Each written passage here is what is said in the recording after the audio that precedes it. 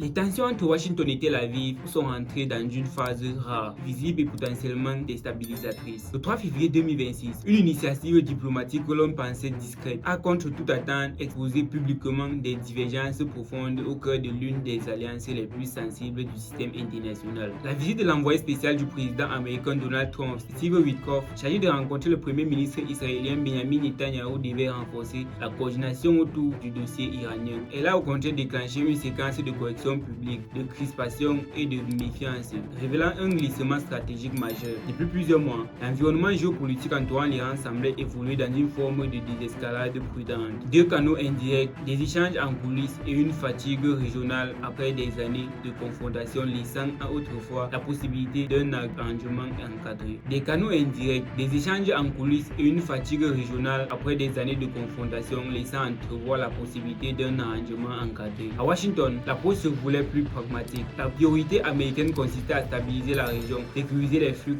énergétiques mondiaux, préserver la liberté de navigation et éviter une guerre susceptible de déborder largement du Moyen-Orient, avec des effets immédiats sur le marché, les routes maritimes et l'équilibre des alliances. À Tel Aviv, la lecture restait nettement plus alarmiste. Israël continuait de présenter l'Iran comme une menace existentielle et imminente, affirmant que le temps accordé à la diplomatie touchait à sa limite. Les responsables israéliens mettaient en avant les capacités balistiques iraniennes, la solidité de ses alliances régionales et une posture de dissuasion jugée plus robuste qu'auparavant. Dans ce cadre, Israël se positionnait comme un rempart indispensable à la sécurité internationale, soutenant que la neutralisation de l'Iran réduirait des risques systémiques. C'est précisément cette divergence d'analyse qui a rendu la visite de Steve Witkoff explosive. Lorsque Donald Trump a dépêché son émissaire à Tel Aviv, le message américain était clair, mais volontairement mesuré. Le dialogue restait une option. L'escalade n'était pas considérée comme inévitable. La rencontre avec Benjamin Netanyahu devait permettre de clarifier des positions, de limiter les malentendus et d'éviter que les lignes rouges unilatérales n'imposent un calendrier commun. L'objectif n'était pas d'accorder un blanc-seing, mais d'évaluer le rapport coût-bénéfice d'une trajectoire susceptible d'embraser plusieurs théâtres simultanément. Or, l'après-rendez-vous produit l'effet inverse. Peu après l'entretien, le bureau du premier ministre israélien a diffusé un communiqué évoquant des conditions strictes à imposer à l'Iran. Selon cette version, les discussions auraient porté sur un durcissement des exigences, incluant la limitation du programme balistique iranien, la réduction de certains soutiens régionaux et la remise en cause des réseaux accusés d'alimenter l'instabilité. Les textes donnaient l'image d'une unité totale entre Washington et Tel Aviv, comme si les deux capitales parlaient d'une seule voix et partageaient une seule liste de conditions censées encadrer toute perspective d'accord. Cette narration s'est fissurée presque immédiatement. Steve Witkoff a rompu avec une règle tacite de la diplomatie, contredisant publiquement la version israélienne. Dans ces termes inhabituels entre partenaires aussi proches, l'envoyé spécial américain a précisé que ces sujets n'avaient pas été abordés de la manière décrite. Les missiles balistiques, les alliances régionales et les exigences les plus maximalistes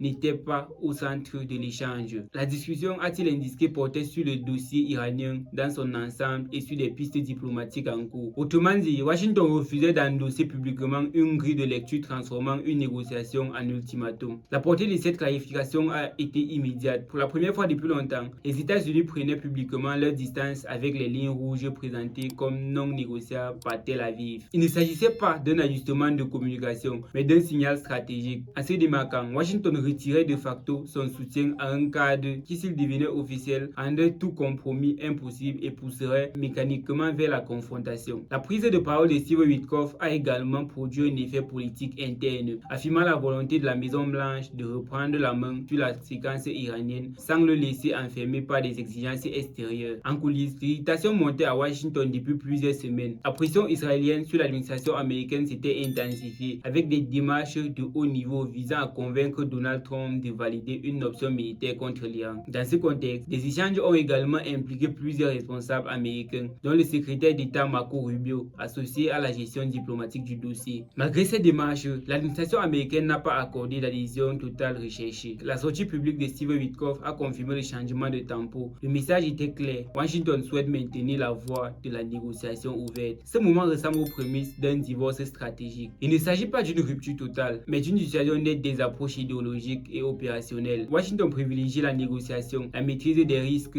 et la prévention d'un embrasement régional. Israël pousse vers la confrontation, estimant que l'inaction serait plus coûteuse que l'action. Ces deux trajectoires deviennent difficiles à concilier, car elles reposent sur des hypothèses opposées concernant la capacité de pression exercée exercer sur l'Iran et sa marge de manœuvre réelle. Pour Washington, un accord imparfait peut réduire le risque de guerre. Pour Tel Aviv, l'absence de pression maximale est perçue comme une opportunité offerte à l'adversaire. Les implications dépassent largement la relation bilatérale. En contradisant publiquement Israël, les États-Unis reconnaissent une réalité du rapport de force. L'Iran n'est plus un acteur que l'on peut contraindre uniquement par la menace. Les années de sanctions et d'isolement n'ont pas conduit à une capitulation. Au contraire, l'Iran a renforcé sa dissuasion, consolidé ses partenaires régionaux et développé des capacités de riposte rendant toute escalade plus coûteuse. Cette réalité pèse dans le calcul américain, d'autant qu'une crise prolongée affecterait les routes maritimes, les assurances, les prix de l'énergie et la stabilité de plusieurs partenaires régionaux. Dans la région, même des alliés traditionnels de Washington ont exprimé des réserves face à l'hypothèse de frappe contre l'Iran. Le risque de représailles, l'incertitude sur l'ampleur d'une riposte et les conséquences économiques sont jugées trop élevées. Washington intègre ces paramètres. Tel Aviv, du moins publiquement, les écarte. La tentative israélienne de projeter une unité de façade à travers un communiqué s'est retournée contre elle, exposant un décalage de fond avec son partenaire américain et fragilisant sa crédibilité dans une séquence où chaque mot est scruté. Pour l'Iran, cet épisode constitue un gain stratégique. Sans renoncer à sa défense balistique ni à ses alliances régionales, Téhéran se retrouve face à une approche américaine dissociée des exigences israéliennes.